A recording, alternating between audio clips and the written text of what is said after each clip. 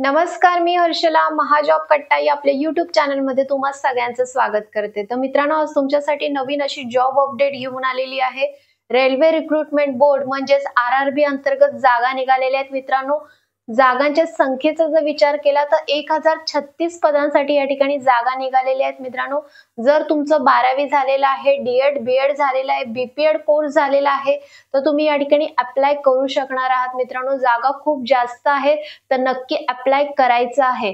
तर त्याचबरोबर परीक्षा कशी घेतली जाणार आहे, त्याचबरोबर एज क्रायटेरिया काय असणार आहे, क्वालिफिकेशन काय लागणार आहे, फॉर्म कोणत्या साइटवरून भरायचे याची डिटेल माहिती मी तुम्हाला याच व्हिडिओमध्ये स्टेप बाय स्टेप देणार आहे। व्हिडिओ कुठेही स्किप करायचा नाहीये मित्रांनो। त्याचबरोबर चॅनलला पहिल्यांदा आला असेल तर चॅनलला सबस्क्राइब करा, त्याचबरोबर बेल आयकॉनला प्रेस करायला विसरू नका। तर जास्त वेळ न घालवता चला बघूया स्क्रीनवर। तर या ठिकाणी तुम्ही बघू शकता government of India, ministry of railway, railway recruitment board यांच्या अंतर्गत जागा निघालेल्या आहेत मित्रांनो।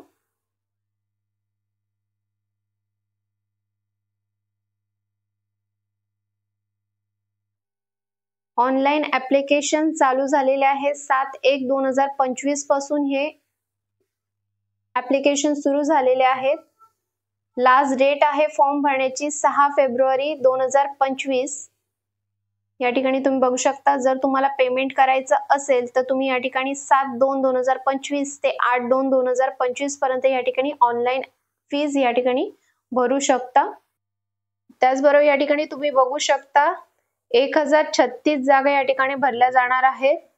पदव्युत्तर शिक्षक ही पोस्ट आहे, त्यासाठी 167 जागा आहेत। त्याचबरोबर सायंटिफिक सुपरवायझर यासाठी 3 जागा आहेत। प्रशिक्षित पदवीधर शिक्षक यासाठी 338 जागा आहेत।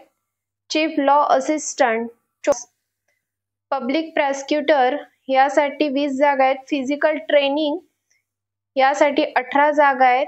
त्याचबरोबर सायंटिफिक असिस्टंट ट्रेनिंग यासाठी 2 जागा आहेत। ज्युनियर ट्रान्सलेटर हिंदी यासाठी 130 जागा आहेत।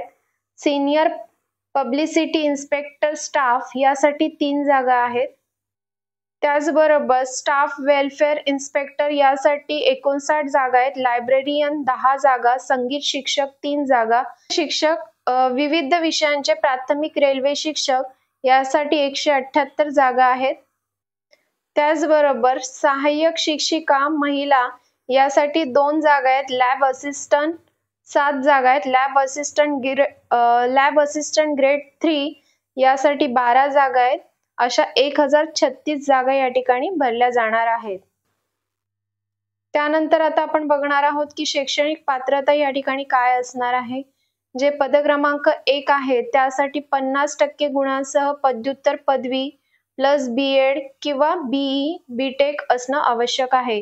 पद क्रमांक 2 साठी मानसशास्त्र किंवा शरीरक्रिया विज्ञानात द्वितीय श्रेणी पदव्युत्तर पदवी असणं गरजेचं आहे। 2 वर्षाचा अनुभव या ठिकाणी सांगितलेला आहे। त्याचबरोबर पद क्रमांक 3 साठी MA BA 12वी उत्तीर्ण जर असाल तर तुम्ही या ठिकाणी अप्लाय करू शकता। त्याचबरोबर D.Ed B.Ed जर तुमचं झालेलं असेल तर तुम्ही या ठिकाणी अप्लाय करू शकता। पद क्रमांक 4 साठी विधी पदवी असणं गरजेचं असणार आहे। त्याचबरोबर पद क्रमांक 5 साठी विधी पदवी आणि 5 वर्षाचा अनुभव असणं गरजेचं असणार आहे। पद क्रमांक 6 साठी BPED असणं गरजेचं आहे। 7 साठी मानसशास्त्रामध्ये द्वितीय श्रेणीत पदव्युत्तर पदवी असणं गरजेचं आहे। 1 वर्षाचा अनुभव या ठिकाणी सांगितलेला आहे। पद क्रमांक 8 साठी हिंदी पदव्युत्तर पदवी आणि 2 वर्षाचा अनुभव।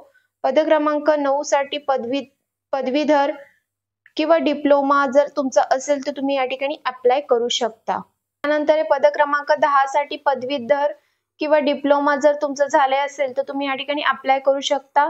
त्यानंतर पोस्ट नंबर 11 आहे ग्रंथालय विज्ञान पदवी किंवा पदवीधर जर तुम्ही असाल किंवा डिप्लोमा जर झाला असेल तुमचा तर तुम्ही या ठिकाणी अप्लाय करू शकता। पद क्रमांक 12 साठी संगीतासह BA पदवी किंवा 12वी उत्तीर्ण प्लस। पद क्रमांक 13 साठी 50% गुणांसह 12वी उत्तीर्ण प्लस D.Ed असणं आवश्यक आहे। त्याच गुणांसह 12वी उत्तीर्ण प्लस D.Ed असणं आवश्यक असणार आहे। पद क्रमांक 15 साठी 12वी विज्ञान उत्तीर्ण असणं गरजेचं आहे। त्याचबरोबर पद क्रमांक 16 साठी 12वी उत्तीर्ण असणं गरजेचं असणार आहे। त्याचबरोबर या ठिकाणी आता आपण बघणार आहोत की वयाची मर्यादा काय दिलेली आहे त्यांनी.